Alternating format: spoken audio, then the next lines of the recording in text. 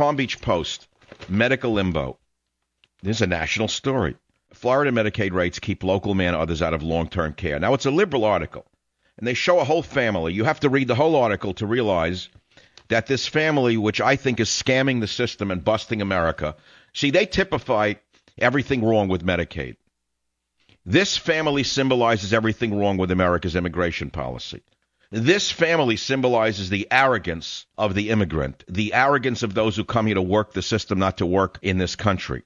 And moreover, when you read the story, family battle, Karim Khan's wife, Rampiari Front, and their children, Fazard from left with his wife, Corina, and Kajita, Shireen, and Jamala are fighting to keep Khan out of a New York nursing home, by Jane Musgrave, Palm Beach Post staff writer. Shall I read you the story? Because you're going to see how, in my opinion, they're abusing the system and how they're using a lawyer who's helping them, attorney Spencer Cooven, who volunteered to help the family fight the proposed move. See, he probably has the liberal attitude that the system is made to be worked, which is why we're broke. So the story is, it's about a family. You have to read the whole article to find out they're from Guyana. Let's start with that at the top of the article. We do not know whether they're here legally or illegally, but we do know that they're costing the country millions of dollars in medical care. And they're one of many, many, many such families. So before we attack them completely, we'll ask you the question in advance. If it was your father, would you not want the government to give him the best possible care for free? Of course you would. But a sane government would say, yeah, we'd like to help you, but we can't. A sane system would say, sorry, buddy, this is the best we could do. And here's the story. When 71-year-old Karim Khan last month was taken from Select Specialty Hospital, a long-term acute care hospital in Lake Worth, Florida, to nearby JFK Medical Center in Atlantis for treatment of a serious infection, he, his wife, and 7 children received a reprieve. The transfer meant that a lawsuit Select Specialty had filed seeking a court order to move him to an unidentified nursing home in New York was put on hold. The lawyer says they don't want their husband and father taken away to another state where they can't see him, said attorney Spencer Cooven. With Khan now in a different hospital, the possibility he will be moved to New York is remote, the lawyer said. Select Specialty, a step-down facility for people who are seriously ill but don't need regular hospital care, wanted to get rid of Khan because his Medicare eligibility had run out and it wasn't getting paid, he said. You hear this? In other words, he was a deadbeat Medicaid patient. Now that Khan is in another hospital with a new ailment, the Medicare spigot is back on. Notice the words new ailment. They found a new ailment for Khan to have to get more bennies. You get the picture? You're starting to get the picture. So I'll read you the rest of the article to show you why the country is broke and what needs to be done to fix it. Because when I read this today, I said, this is perfect for a national talk show. Because this shows you virtually everything wrong with our medical system in one story. Okay? United in Purpose shows the picture.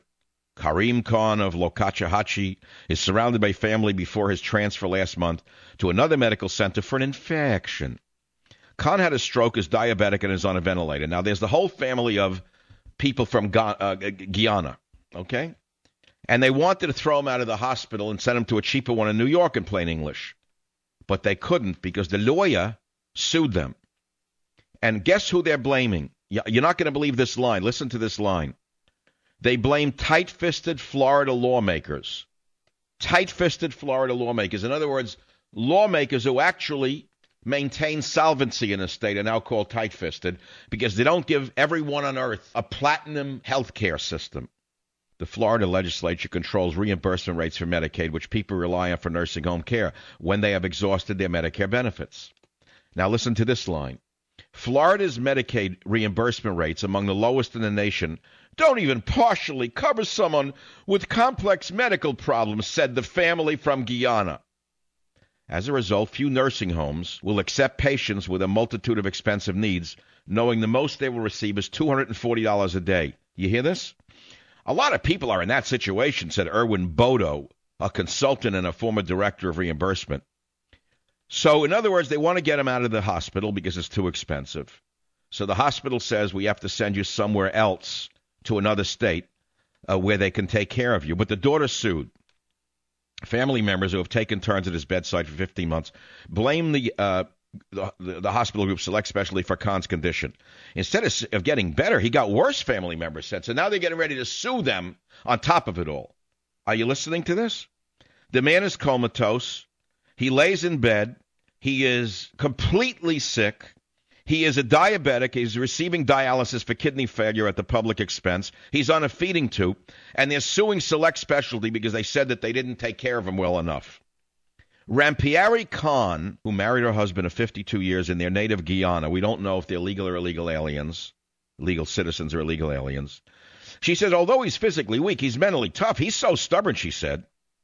So are his family members. They balked, they said, when hospital officials asked to take him off the ventilator so he would die peacefully.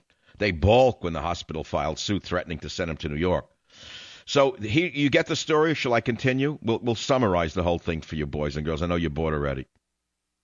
I know you're bored already about the whole story. The family continues to watch Khan battle for his life. He's a fighter. He keeps rallying. If his condition improves so he can no longer needs hospital care, the family could again face the same tough choice. Where will we send him? I would answer it. How about back to Guyana for the medical care that they have down in Guyana, right? Maybe papaya leaves or let's say orange peel infusions. This is why America is broke. So they blame the legislature like that in Florida, which is doing the right thing, and they say they're not giving them the right care. So what am I going to ask you about this story? Answer nothing. But it's a well-written article.